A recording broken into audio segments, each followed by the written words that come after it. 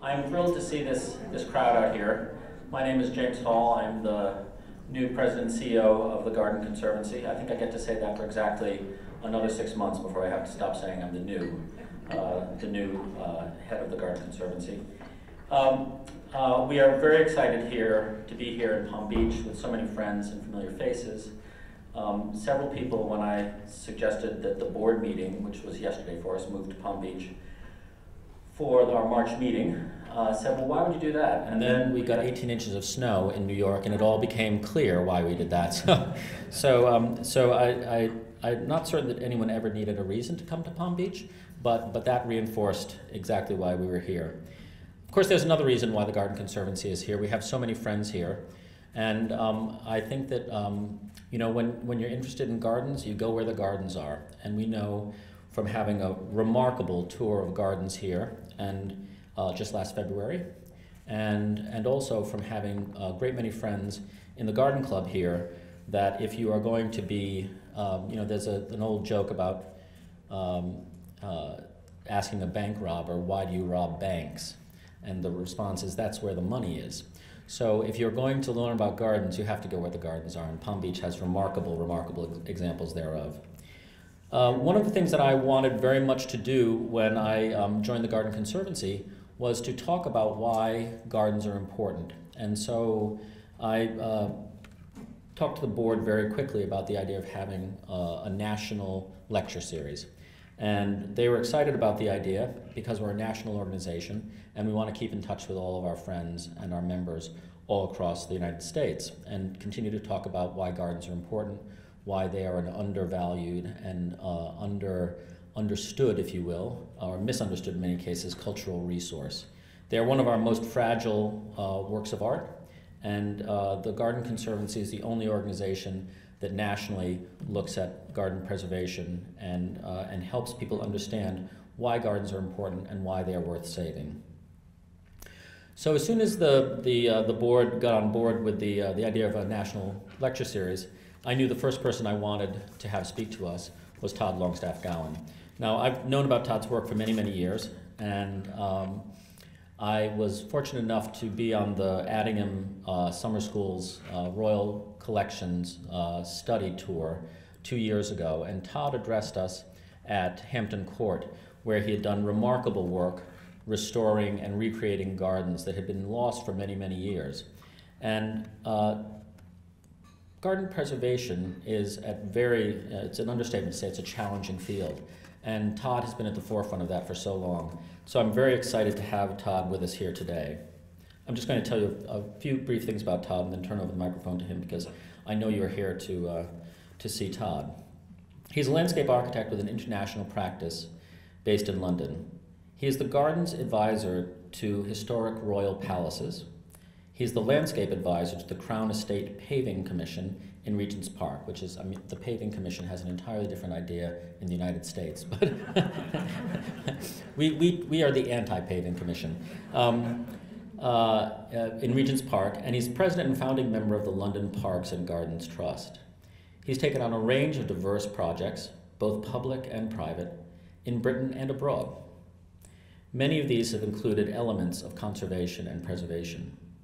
He's the author of several books, which I encourage you to get, fantastic books, including The London Town Garden, 1700 to 1840, which was published by Yale University Press, and The Gardens and Parks at Hampton Court Palace, which was published in 2005, and also The London Square, Gardens in the Midst of Town, also by the Yale University Press in 2012. He's also the recipient of the 2013 Foundation for Landscape Studies John Brinkerhoff Jackson Book Prize.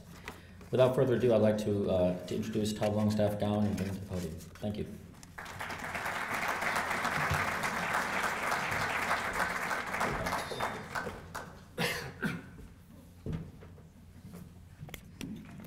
Excuse me, I'm a tall drink of water. Can you hear me? Yeah. Good. I'm not going to ask if you can understand me. The slide, let's have a look. Sorry, thank you. Thank you. Today I want to talk to you about two projects I've been working on for about 25 years. I was appointed by historic royal palaces, and we're the stewards, as it were, for the royal palaces So we look after a clutch, about 5, on behalf of Her Majesty. And the aim is to take it out of royal ownership just so that it's something less for her to worry about. And we look after the gardens as well. So I want to explain to you what we've been doing over the past 20 years at Hampton Court and in Kensington Palaces. And I'm going to run through a few initiatives that just give you an example of the range and the scope of some of the improvements we've made over the years. This is a 17th century view of Hampton Court, and it shows the extensiveness. It's roughly 2,200 acres. We've got 65 acres of gardens. We've got 10 acres of palace. Palaces are usually measured in acres. And then we have also a great series of historic features running through the gardens. And this shows it really at its apogee when it was being handled by William III. It's true that almost every great palace that was occupied by the royals has been done over successively by different royals, and the Privy Garden in particular, which I'll talk about in a minute. But Hampton Court was for many years one of the greatest palaces in the kingdom. This is an aerial view that gives you a fairly recent idea of the scale of the landscape. So it is a pretty enormous place which lies about 15 miles as the crow flies from central London. And it's maintained, as I say now, by HRP, Historic Royal Palaces. We have about 1 million visitors a year. We have 55 gardeners, and it is, in my view, the best maintained garden of all of our gardens in the UK. This is the most memorable front, the west front. These are just sort of to give you sort of bearings, as it were. And this little wall in front of you suppresses the ditch, as it were, that runs around the palace. This is our most famous feature, the maze, which was built in the late 17th century, and this is a fragment of a much larger garden that extended right across several acres.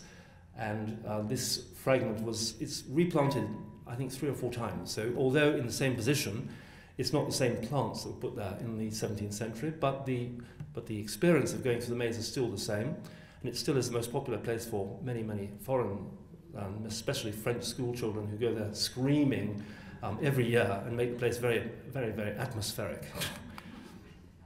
This is our most famous vegetable. For those who know the Hampton Court vine, it was planted 250 years ago this year by Capability Brown, and it is the most famous vegetable in the entire world, and we're celebrating its anniversary this year. So it's a black Hamburg grape, so you can't drink the grapevine juice, but it is the vine fruit itself been given away by consorts and monarchs for many, many years. Now, our improvements at Hampton Court, the most recent spate, really started in the 1980s, and like so many things, it takes a cataclysm to get things moving. Certainly in Britain, we sort of wait until everything virtually crumbles before we start to think about what we should be doing. And this was the case in 1986, almost to the day, the 30th of March. And it left this terrible hole in our palace because one of our grace and favour ladies, who had been living in the palace reading by candlelight, as all the modern inhabitants of the palaces do, had unfortunately burnt much of the one wing down. So this left us with this terrible, terrible decision as to what to do at the palace. And this led to us sort of re-examining both the building and its landscape as well, because we realised the potential to do something rather extraordinary, because this palace had been a great sleeping beauty for many, many years. And the principal aim, because this was on the south front of the Williamite, or the late 17th century facade, all built by Christopher Wren, was to create something rather extraordinary and what Germans would call a Gesamtkunstwerk, a whole work of art. Because this garden that you see in front of you here, the Privy Garden, was a garden which had been laid out first in the 16th century, but done over entirely in the late 17th century by William III. And he had also rebuilt the palace front on the south side. So it was the palace front, a garden, and the Thames itself, which is this major motorway, as it were, for traffic in the 17th century. It was the principal way to get into the palace from central London. So this was a complete work of art. So we took the opportunity to redress the whole of the garden. Now, the scheme that you saw just a moment ago was, as it was pristinely laid out in the 17th century. It took roughly 10 years and 3 campaigns to excavate and prepare, every time digging deeper, because from the palace facade you couldn't see the Thames, because the Thames is, by American standards, quite piddly. It's as broad as this room, but it's one of our mighty rivers, and but we had to lower the garden successfully so that you can actually see the river from the king's apartments. But this is a view that we uncovered a few years ago in St. Petersburg, done in the 1770s, that shows how rapidly the garden fell into disuse and how everything became rather extended and distended and completely out of kilter with the original aims. There is a bit of artistic license in the way that it's rendered, but you can see that the garden has really significantly changed from what it was intended to be. And this was the fate of many of the gardens of the palace as the years passed by, and especially since the 1760s, there ceased to be any royal occupation of the palace, and the whole fabric of the garden started to decay rather rapidly. This was the gardens in the 20th century, the Privy Garden, you can see, very overgrown. The largest trees are hollies that were planted in the late 17th century, and you can see the round pond and the definition of the 17th century garden. What had happened over the years, of course, was it just was allowed to morph into something completely different. And that's because the tastes changed, and that there had been new objectives, new planting, there had been entirely new maintenance regimes, and it was a different aesthetic as well. So this is the looking down the central view, which you'll see later, but it had turned into something rather more Victorian in its aspect. But what was amazing was that underneath this great, very lumpen garden was the 17th century garden, because they'd just thrown over, we found later through archaeology, over 18 inches of fill, just built straight over it, like putting a heavy carpet over the garden. So it really didn't take terribly much to actually try and decide how to put the garden back. So with the Great Fire, we decided to look at the whole of the fabric of the garden with a view to reconstructing it. So this is the beginning of the Great Demolitions, as it were, and it started on a Saturday morning in the spring when our new director, Dr. Simon Thurley, got out with a chainsaw group and started chopping down the 300-year yew trees. This was when we had what we called at the time royal immunity, which meant that you could do what you wanted without consulting the local authority. We don't have that now, but it meant that it was much easier to do something like this, but it had to be done. So it's like so many decisions that seemed very difficult at the time, it was, I believe, the right thing to do was to take these yews down. What we have done is we took vegetative cuttings or clones of those trees and we're growing them on, and we're now replanting these in the garden. So we have the scions of the 300-year-old yews that were brought from the Netherlands for the original garden to plant in the garden. So there is a great deal of horticultural and botanical continuity in the gardens. So there's a series of slides here showing you how we excavated the garden to reveal, through archaeology, the underlying plan of the garden itself. And here we are constructing from the ruins. We found virtually the whole of the layout, but we didn't really know what was planted within the beds because there was no great record. It should be said also that all of the work we carry out for the royal palaces is corroborated by extensive historical research. We were working in the archives for several years before we embarked on our initiative, and we'd also been consulting widely with the local authority and also to other authorities, English Heritage at the time, as to how to proceed. And it was a joint decision. And the gardens, in fact, the refurbishment here was paid for by the Royal Horticultural Society. They gave us a grant of £1.5 million to pay towards this, and it was in exchange for this we've actually started the Hampton Court Flower Show. And this was the beginning of the Hampton Court Flower Show, which doesn't take place in this garden, but takes place in the park. Now, this is the garden taken just a few years ago. You can see how it looks rather wonderful already. The great thing about formal gardens is that they mature incredibly quickly. So it's because there is so much structure within the garden, and you can see these piercing yews, these great little cones, and these are, we grew these on from scratch, but what we're doing is we're replacing those with our 17th century scions as they come of age. So this is all part of this grand scheme. I should mention also that when we started this, it wasn't strictly looking at the Privy Garden. We devised at the same time a comprehensive management plan for the whole of Hampton Court, and that this plan goes for roughly 300 years, so it'll see me out. And, but it's very ambitious, and we have picked off various bits to work to a particular time scale, but we regard the palace as being one of these places where we'll be for a very long time. It's been around for at least half a millennium, and we expect it to be at least another half a millennium there. And that we have to work in concert with all of these aims and repair the fabric across the whole of the estate in a concerted way. So here is the view looking back at the palace. You saw earlier what it was like. So this has been a complete transformation with its very formal gardens. We have here also, we've tried practicing techniques that we used in the 17th century in terms of laying out the beds. They all have what they call an ass's back. They have a special curve.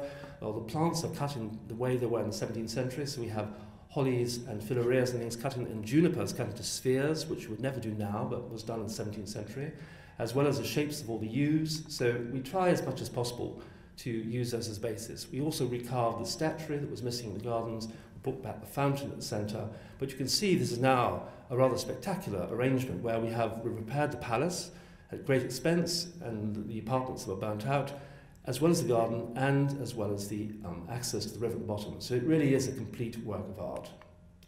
And here we have a more recent view. Now I want to show now something that's a little bit more recent. This is the kitchen garden. This is a 16th century view. This later became a jousting yard, but it became a kitchen garden in the 17th century, and this is a view that shows exactly what the palace environs were at the time. We have a great deal of documentation that shows what the grounds looked like. So this is a great help for us in trying to put together our plans. So that large series of rectangles you can see over there, that is the kitchen garden. It's just over 6 acres in extent, and this is a view from the late 17th century. You can see it divided up. This is a generalized view, as they say, which means that it's not absolutely precisely the way it was, but it does suggest how the landscape was laid out. Very helpful for us. And here's another painted view. You saw part of it earlier, and you can see again the extent of the kitchen garden. The gardens were placed very close to the palace kitchens, which run along those red brick things on the side of the right-hand side of the palace. And at any given time, they were serving between 600 to 1,000 people a day. So it was very helpful having the gardens very close. And we're very fortunate in still having this extensive garden very close to the palace. We're one of the only royal palaces left in the kingdom that still has a functioning garden close to us. In fact, we still have our nursery right beside the palace, which is completely unheard of. Almost all those were swept away in the 19th century. And on our nursery, we've been cultivating plants for just over 800 years. So this is what we were confronted with when we first started looking at this place. It was very deranged, as it were, from its original plan. We still had the hot walls that laid out from the 18th century and many of the Tudor walls on some sides. But this was a reflection of early 20th century improvements, try and make the garden a little bit more appetizing to the public. So here is an eminent garden historian called Susan Campbell, who's expert on kitchen gardens and helped advise us. But this is what we were looking at, these Jack Montier birch, rather unattractive to me, and a little pavilion because there was a bowling green here at one time. And this is one of the inspirations for us. It's the Potager du Roi at Versailles. And our gardener in the 17th century, Mr. Weiss, had actually been there and had written on the gardens. And in fact, the original layout was very much based on what he'd seen in Paris, or just outside Paris, in Versailles. And the garden was very simple, but again, it was a traditional way of laying out gardens in the 17th century. So this is just part of our research, showing how we intended originally to lay out the gardens and how we started superimposing these layouts, finding they fit almost precisely within the confines of our 6-acre extent. So it worked out rather nicely. So, like so many schemes, it involved having significant demolitions. Most of the trees, or almost all the trees in this garden, were of 20th century origin. But saying that, we still had to consult the local authority as well as English Heritage, because we're a scheduled ancient monument, which means we have special protection, and we have to go through any number of authorities before we do anything. We also are very sensitive archaeological sites, so to do anything within the gardens of the palaces, we have to seek first approval to go deeper than 6 inches with any of our digging or excavations.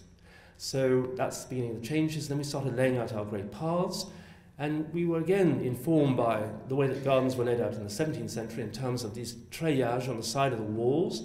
This was a very traditional way of growing fruit trees up the walls. They weren't stuck straight onto the walls themselves, but they were grown on these trellis here.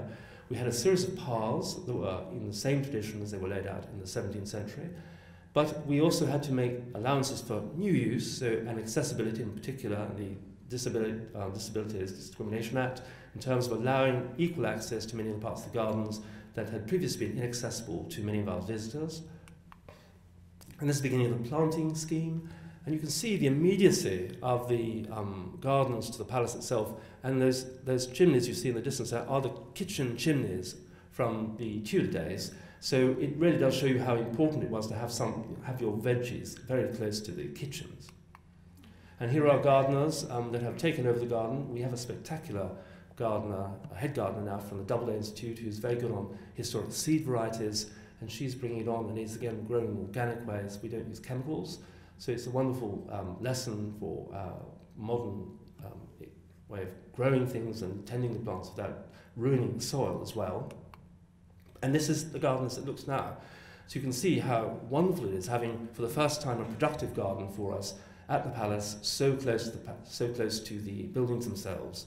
So we only did one compartment of the 6, so we have 1 acre of garden, but it's immediately next door to a compartment where we have our Claw Education Centre, where we take children, up to 300,000 a year, who come and see the palace, and they can learn about kitchen gardening and walk next door and see the vegetables and the fruit, and then walk through the rest of the ornamental gardens. So for us, it's a terrible excitement to do this, and you can see here the whole extent of the gardens.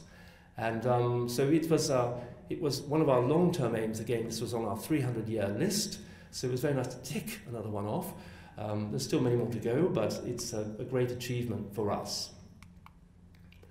And the last one I want to show at Hampton Court is, of course, the Long Water, which was among the most significant improvements made to the palace in the 17th century.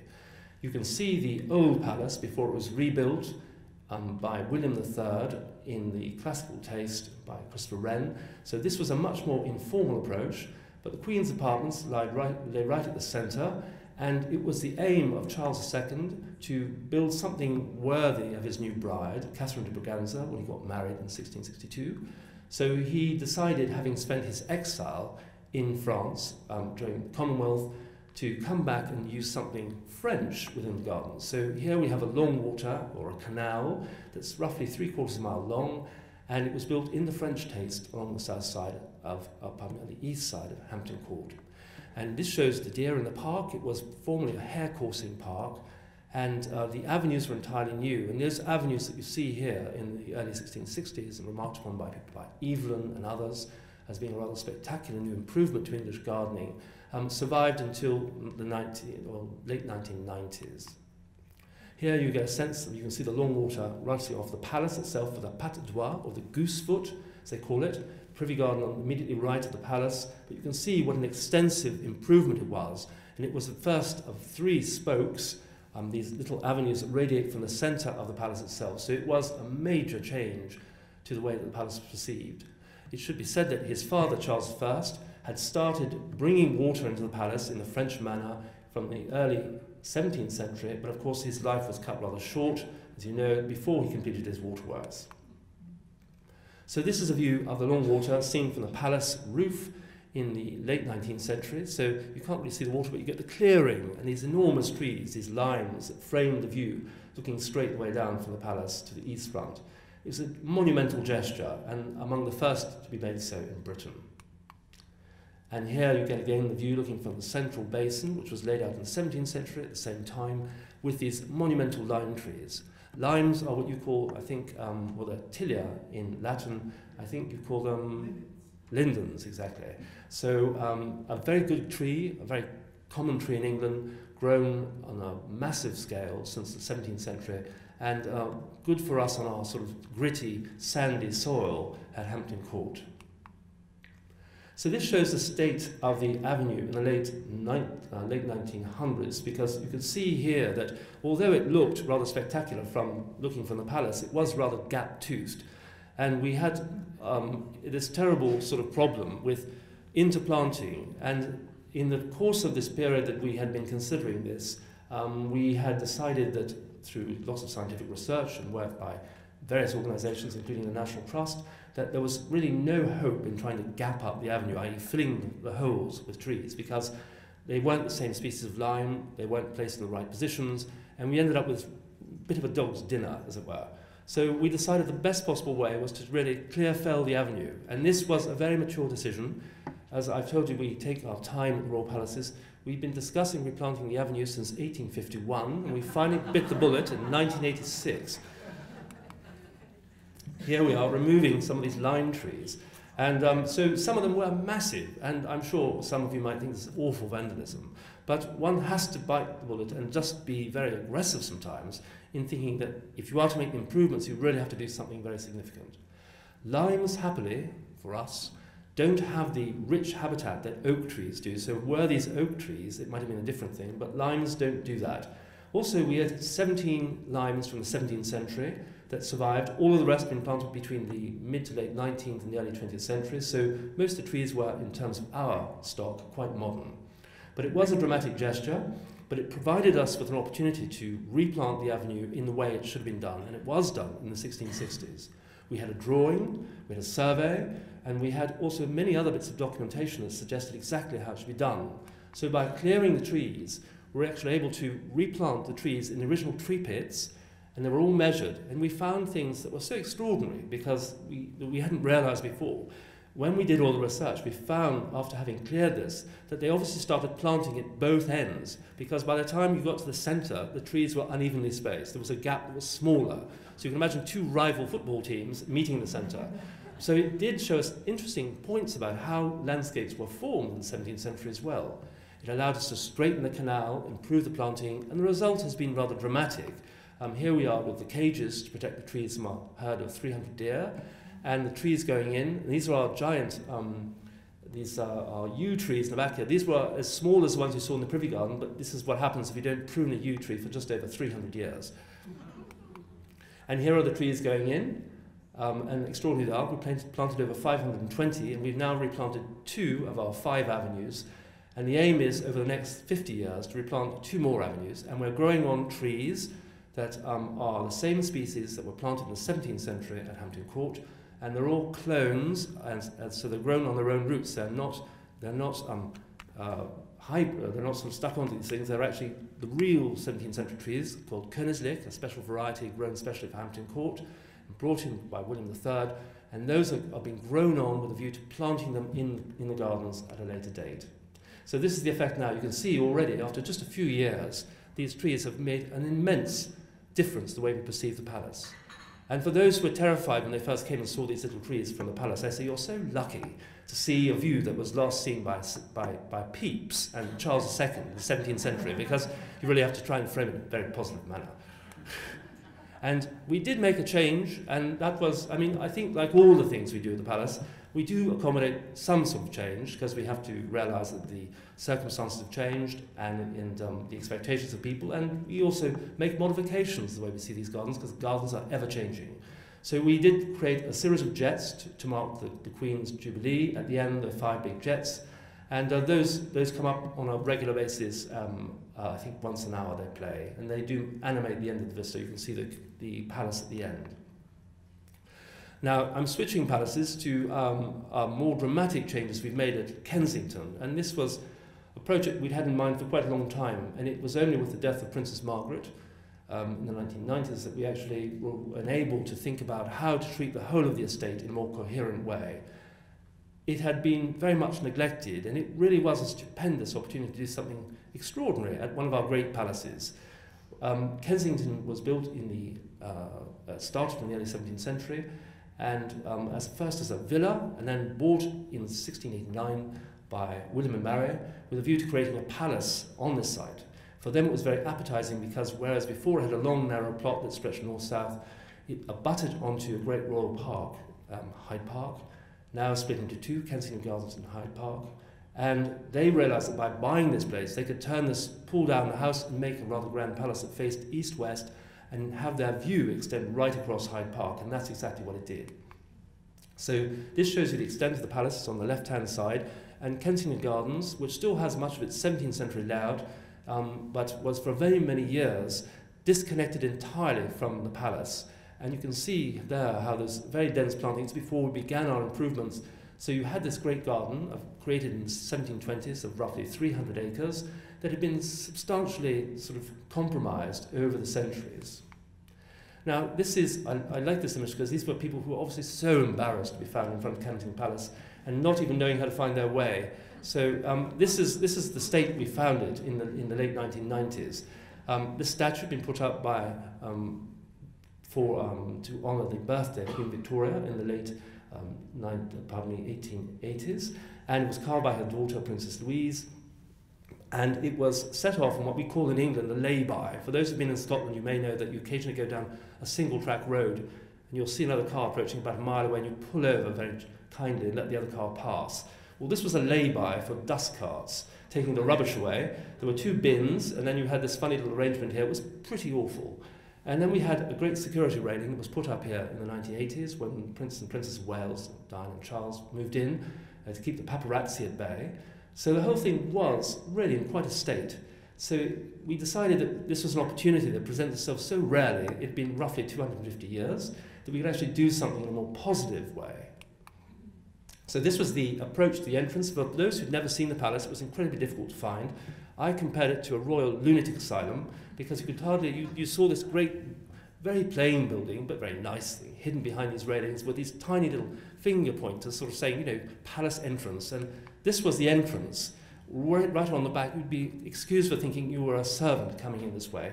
It had been opened in the 1830s when Queen Victoria, who had been born in the palace, allowed for the first time ordinary people to come into the palace, and this had been the approach, and it had never really been reconsidered because there had been occupation by grace and favour inhabitants until the late 20th century. This palace was known throughout the 18th and 19th century as the Great Aunt Heap, because so many royal members of the family used to sort of lodge here and carve out their little cells. So grace and favour, for those who don't know, is basically describes people mostly of noble birth or of great gentility who have great pretensions but no money.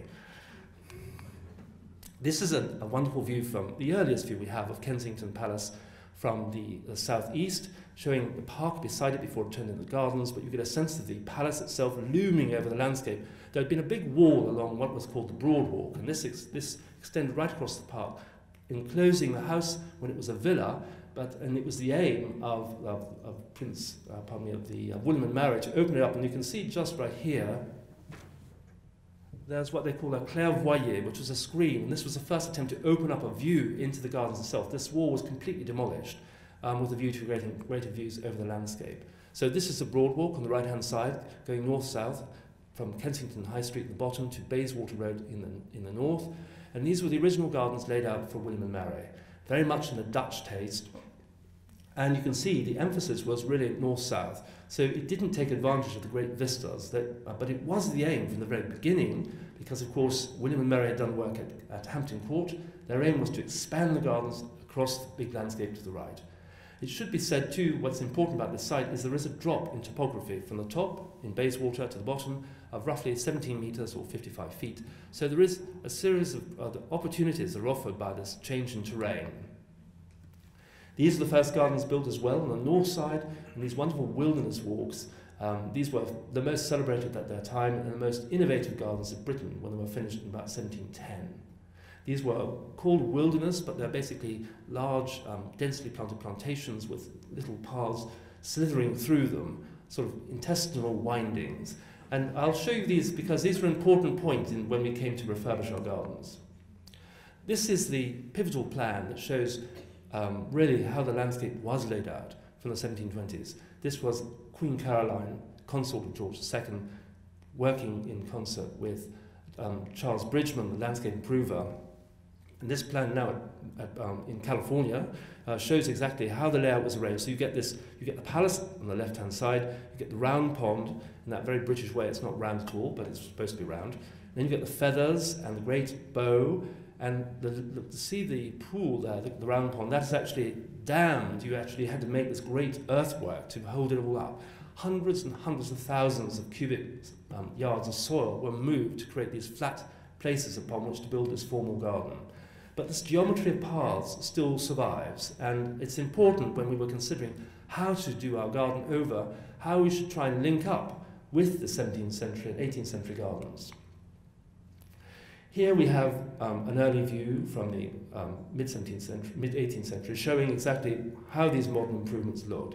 So you get the east front of the palace looking across these great bald lawns. This was the English taste, as very much promoted by people like Caroline and Queen Caroline and Bridgman, this idea of extensive vistas, open spaces, a lot of grass, a lot of turf, and there was the water, of course.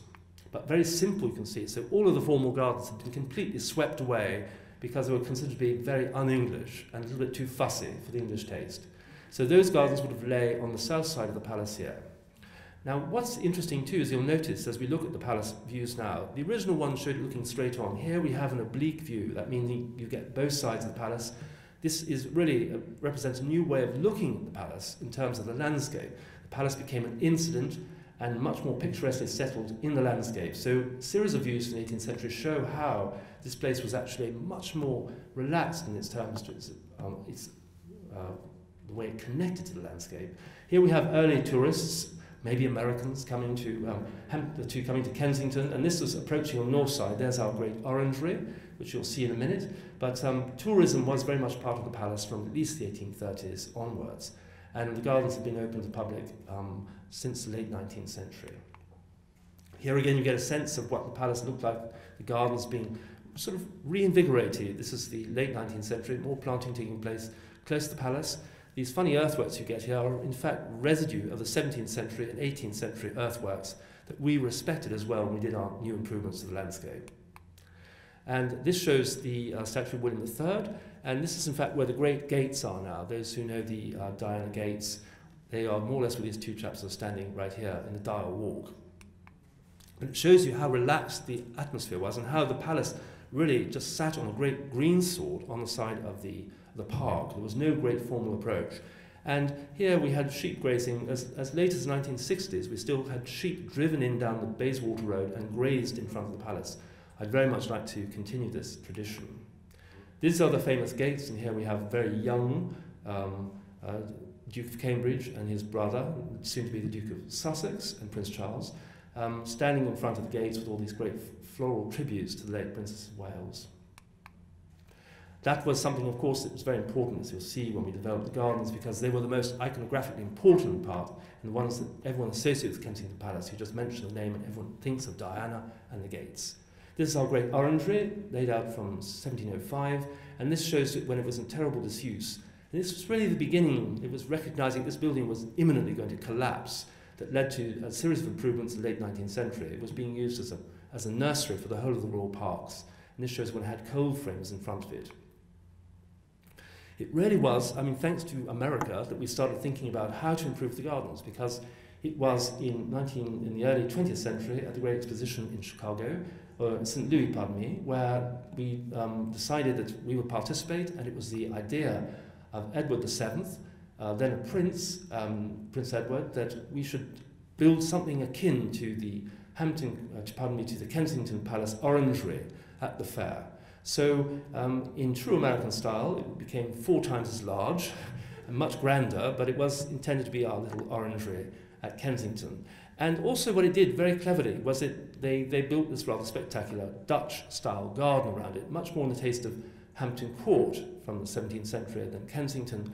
But what it did do very successfully was it led to an embarrassment at the Office of Works in Britain, and they were forced more or less by public sentiment to reconsider the layout of this area, which had very seriously degenerated and replanted in a taste that was sort of a hybrid of the 17th and 19th centuries. So this was the first public garden created at Kensington, and there's the orangery before it was, or soon after replanting. But this was, as it were, inspired entirely by the St. Louis Garden. So it's really an important point in the first part of refurbishment of the gardens at Kensington. And here's what they looked like when they were soon laid out.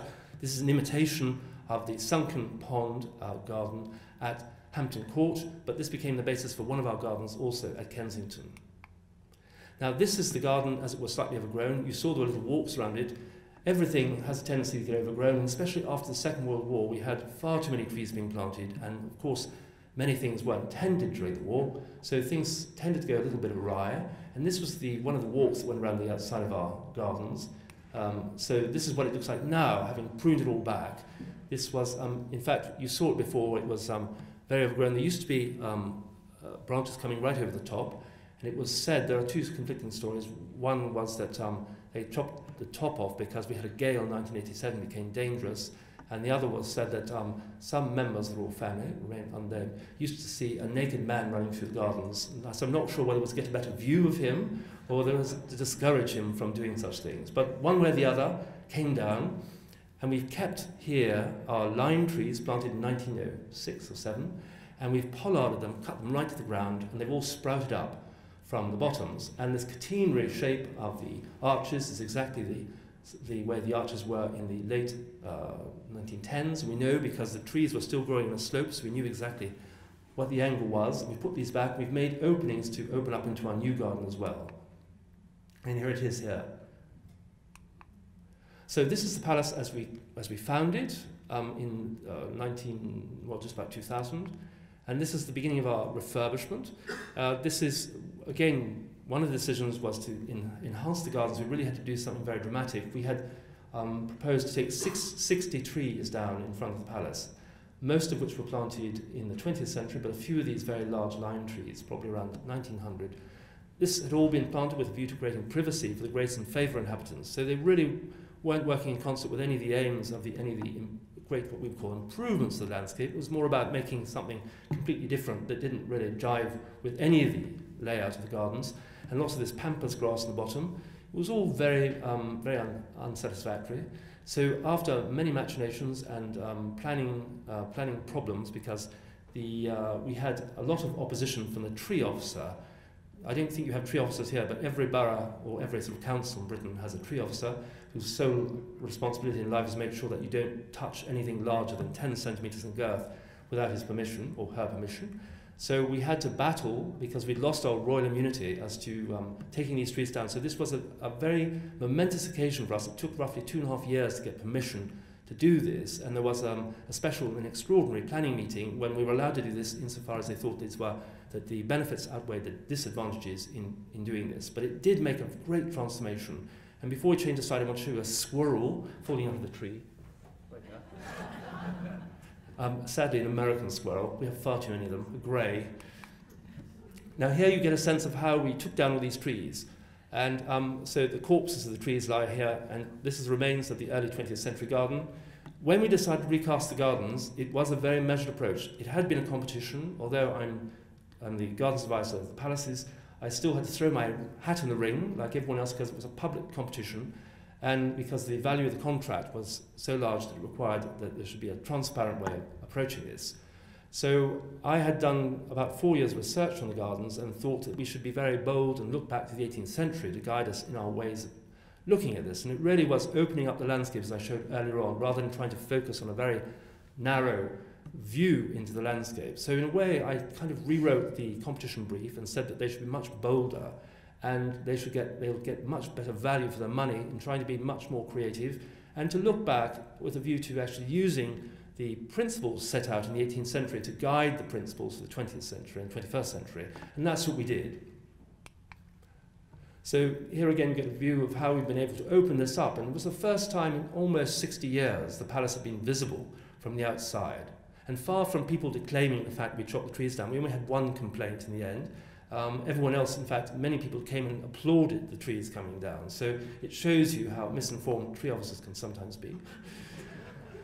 We had carried out substantial archaeology here, because we were creating a new entrance on the east side of the palace, and this was the major transformation. Part of the mantra, as it were, in this whole scheme was this was a £14.5 million refurbishment of the palace and the gardens, a comprehensive review of the way the palace worked within the whole of the landscape.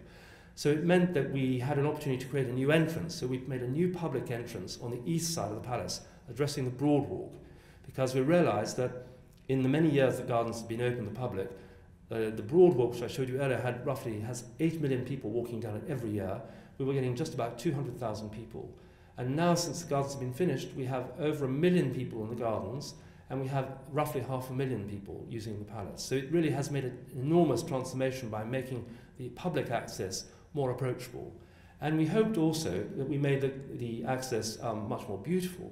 But you can see here that we had to excavate, because the layer of the garden, as it was at the Broad Walk, was about 1.5 meters or 5 or 6 feet higher than the palace entrance. So we had to go a great slope down to the palace.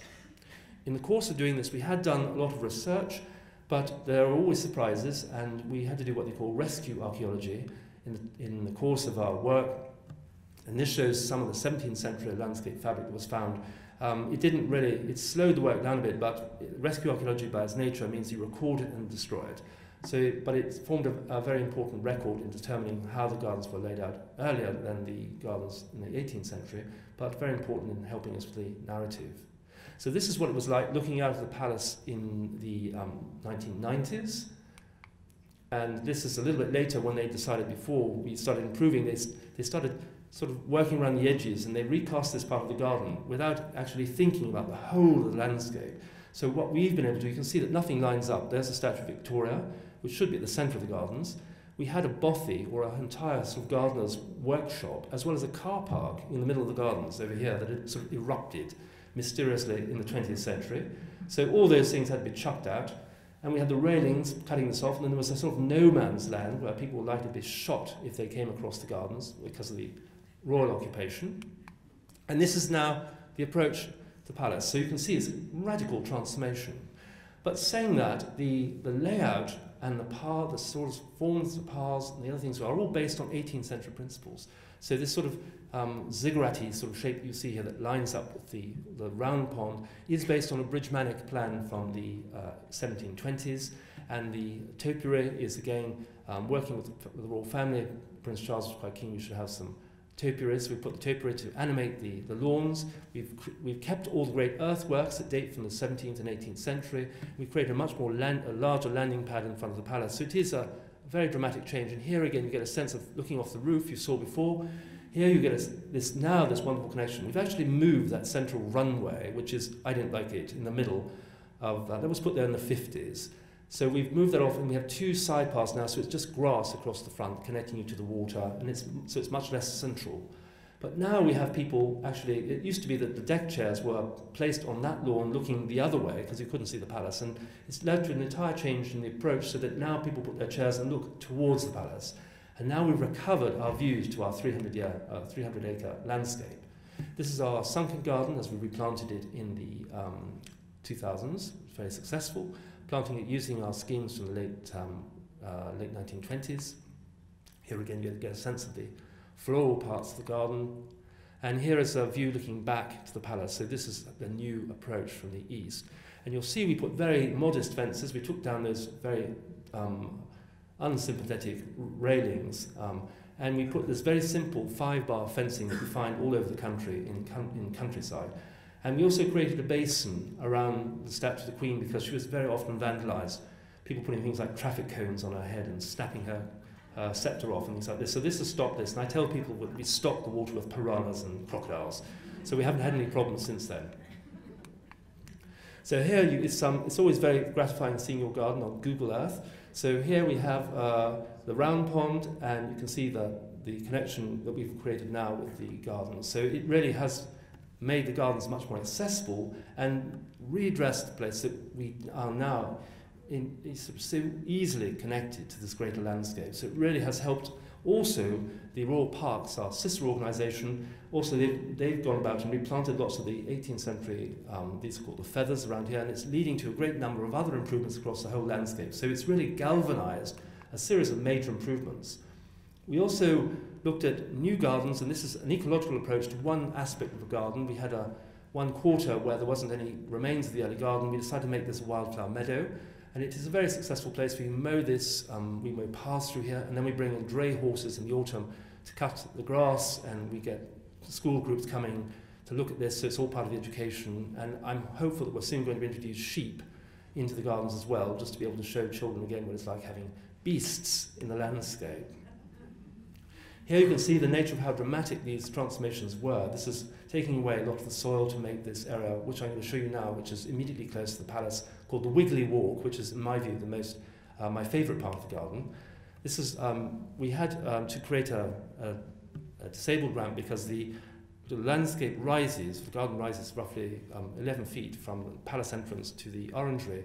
So my idea was to use an early device, as you saw those, as I call them, intestinal wanderings of those the early 18th century in the Wiggly Walks, and to use that here to create a change in paths. So here they are in the Bridgman plan, who laid out the garden in the 1720s, and here is our Wiggly Walk. It's roughly 300 and something feet long, but it does give you a very nice and gentle access to the gardens and connects this central node. So now you enter the palace where that little portico is, and you come out this way, and you're confronted with various entrances that take you up to the orangery in different directions and to the gardens. And this is all planted in hornbeam, which is a traditional English plant. It's been grown as hedging since at least the 16th century. So it's just over 5,000 hornbeams planted in very close proximity, and we cut them to look like this. It looks even better now, it looks like butter, and you just have these things incised through it. It was actually a very nice device when we opened the gardens, when the Queen was there, because the Queen stood at the bottom and everyone paraded down the Wiggly Walk. So you remember at the opera in Paris how nice it is for ladies when they're coming down, showing their hats off, and the stairs were actually designed so you could show off your best figure as you're walking down the stairs. So here they had various opportunities to show off all sides as they approached the Queen.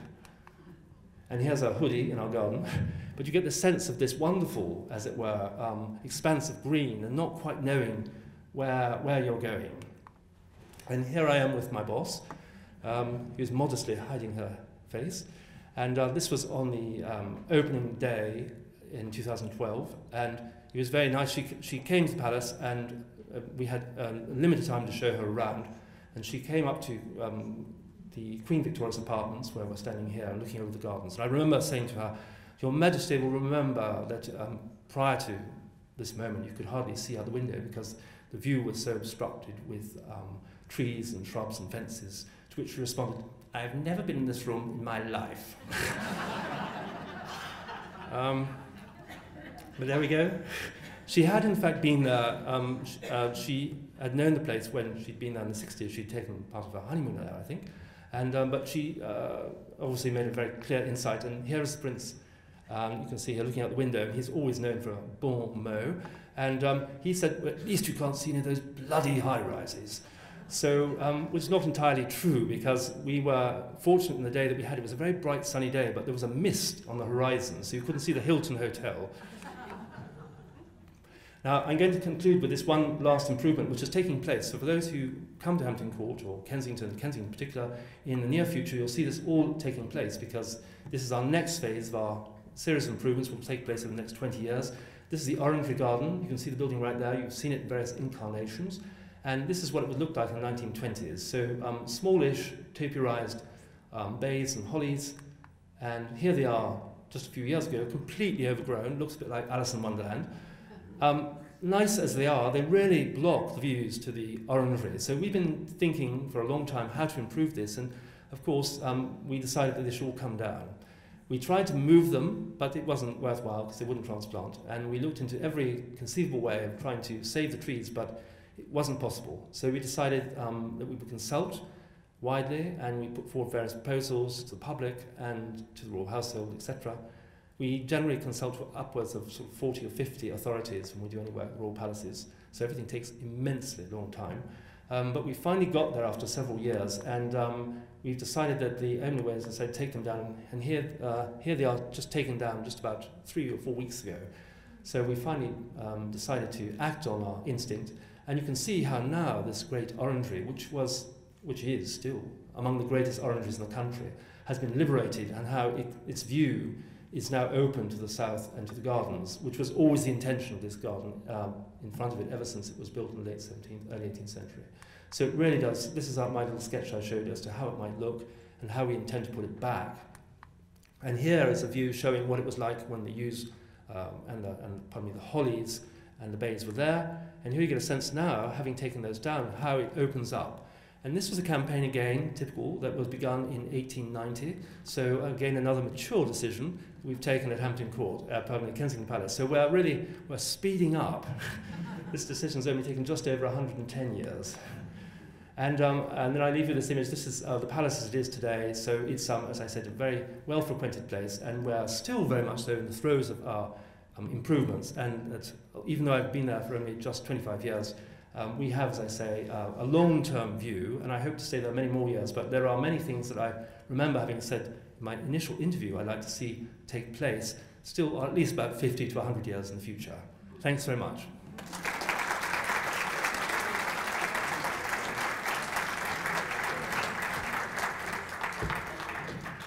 So I just want to, we're going to open up for a few questions if people have questions of Todd, but I just want to point out to my assembled board members here that you may have missed that he said that the plan for Hampton Court is a 300-year long strategic plan. So it's important to remember that the timeline for gardens is often a little bit longer. So thank you very much, Todd. This fantastic presentation. And if anyone has questions, I'm sure Todd is willing to answer. Yes, question? Who's paid? The question is, who's paid for all these things? Well, ever since the establishment of the Historic Royal Palaces, that's an independent charity, so we don't get any public subventions. So all the money is raised by the Royal Palaces. It's raised through admissions, through other strategic programs we carry out, and merchandising. So it's all our money that we raise. When we were let go, as it were, by the government and by the Crown, we were responsible for raising all our own money. We were given 25 million, which sounds like a lot, but when you've got 6 great palaces to look after, it's quite a big responsibility. But the money has been spent very effectively, and we've been able to raise quite a lot over the years. So it's been paid for by that and private donations things. So it's no public subsidy.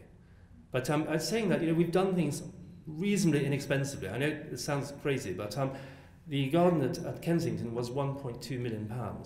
When I should mention, when the competition was announced, the budget was £2.5 million, and immediately I won the competition. They said, the next day, Todd, you wouldn't really mind if the budget was sliced in half, would you? Because we really don't have the money. So I thought, well, that's actually quite interesting because it gives you a little bit more. It gives you a bit more freedom, I thought, to actually exercise more. Well, some constraints, but also to try and get more what you think is actually should take place. And also it means there's a temptation, I think, in some of these gardens, especially the rural gardens, that you need to have lots and lots of things going on. And in fact, I think that what we try to do is pare this down and try and make it as simple as possible and make it a very nice and amusing place to be, and a dignified place, but not too solemn. And so I think some kind of financial constraints are actually quite useful in the way that we deal with. But we do have, in as much as we have to work with all the rest of the palaces and compete with the palaces in terms of our budgets, we have to bid every year.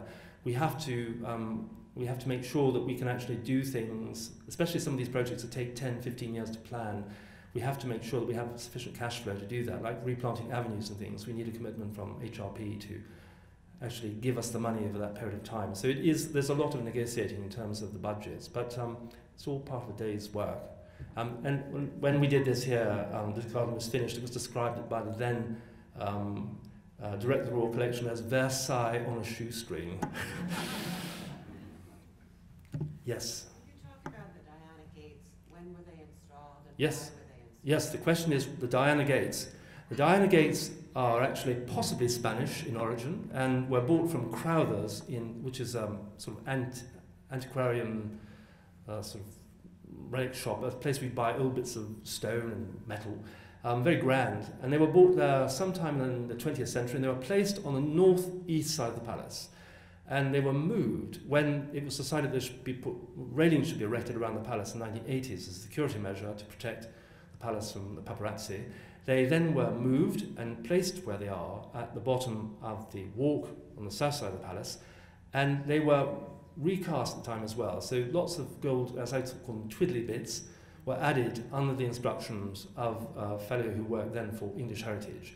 So they were in a nice way, sort of tarted up at the same time. But they have become, as it were, the most important view of Kensington Palace. So it was, for us, very important that we shouldn't actually touch those gates. Although I must say what we did do, though, is you may have noticed on either side, where the gates didn't extend, they had very large railings with gilt tops. We took all those away.